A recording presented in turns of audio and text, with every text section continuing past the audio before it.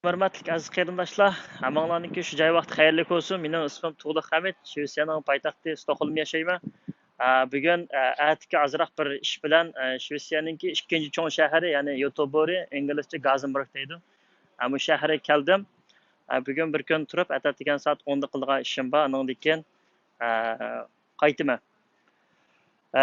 Mən növbətdə bugün şu parlament aldı bulamay qaldım. Bulamsam ama şu Av status deydi, u yerda shu yalan kolab qurilish olib beribdi, faqat joy yo'qki, shunga bir guvohligimni beraytay deb, u YouTuber'dagi cho'ng bir operaniki oq tarafiga o'tdim. Mening dadam Hamid Abdurahmon 1954-yili 5-oyning 23 kun tug'ilgan. Apam Sadat Tog'din bo'lsa 1956-yili 8-oyning 21 kun tug'ilgan. Bular 2017-yili 1-oyning 27-kuni sahar soat 9 atrofida İlo oblastlik bexatarlik saqchilar tarmoqi tarafidan tutib qochib ketilib, Bo'zlik turmida qonunsiz 2 yil tarbiyalashtirilgan.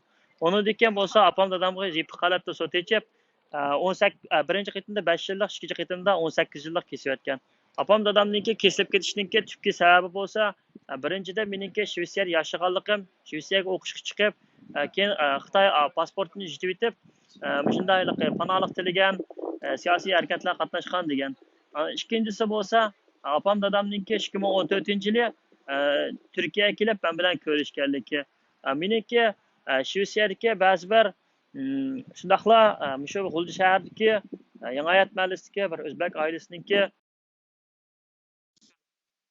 Xitoyga topshirgan va shundaqlar meniki oilamga qasd qilgan. Uningda boshqa qurultaydagi muhim arbob meniki o'sha hisiyotimdan foydalanib, ota-onamni chiqarib bermoqchi bo'lgan bo'lib, meni aldigan va qo'ldirlatgan, meningda moddiy buyum narsa keraklarni qilgan o'ziniki ishlarni qilg'izgan, eng oxirida meni Shvetsiyaniki jinoiy ishlarga xilof ishlarni buyurtmoqchi bo'lgan. Shuningga har qaysi qarindoshlarniki o'zining kallasiga o'zi ega bo'lib, har qaysi Yevropa elləridəki, G'arb elləridəki parlament binolarının aldığı yana irqiy qirg'inchilikqa uchragan millatniki to'kilib, ota-onam deb chiqishini, ota-onasini qutuldirishini, Xitoyniki jinoyatni dunyoga oshkorlashini umid qilaman. Men Xitoy hukumatiga shuni deb qo'yayki, men tinig'imni bo'ladi ekan, men hargiz bu yo'ldan to'xtab qolmayman. Men har qanday sud, har qanday soqchi idorasi, har qanday adliyaga kirishga rozi. Men bu yo'lda mangankanman, qat'iy to'xtab qolmayman. Men cho'qim shu yo'lda men g'alaba qilish uchunga Xitoyningki mening ota-onamni so'lavag'inga norozilik namoyishimni men hargiz to'xtatib qo'ymayman. Shuningga qarindoshlarningki jangovar holatda bo'lib, ro'yin tushamasdan cho'qim bir harakat qilsak, natijaningki erishadiganiga mana men ishondim. Yo'llar ichilyotdi. Hukumat tarafdan gaplashadigan yerlar chiqyotdi. Biz ona yig'ilsa, bola yig'ilsa, bola yig'ilmasa, ona sanmabdi degandek, biz o'zimiz dardimizni anglatmasak, o'zimiz chiqib ota-onamizga ega bo'lmasak, Xitoyningki qorong'u zindonlarida dafsanda holat o'tib ketadi. Qarindoshlarimningki barliq aka-singillarga, inilariga, tog'ilariga, urug' tuqqanlarga, bu ota-onalarga ega chiqishini mendek hargizmi o'ylab bir ishlarni vaqtda o'tkazib o'tmasligini chin qalbimdan umid qilaman. Undan keyin Xitoy hukumati men senga deb qo'y, mening ota-onam begunoh, mening ota-onamniki hech qanday gunohi yo'q.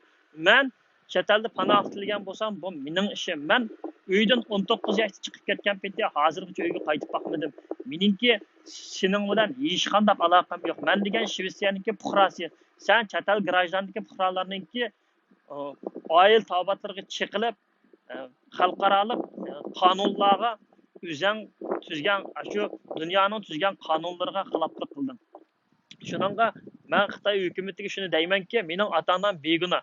Mening ota-onamni shartsiz qo'yib berishing kerak. Agar bo'lmaydi ekan, men bu yo'l mangmayman, bu yo'lda yonmayman. Ham shundaqla chet eldagi Xitoy jasuslariga menga ziyonkashlik qilganlar bilan men bir umr mushular bilan kurash qilaman. Mushu qadamimni hargiz to'xtatmayman. Rahmat qarindoshlar.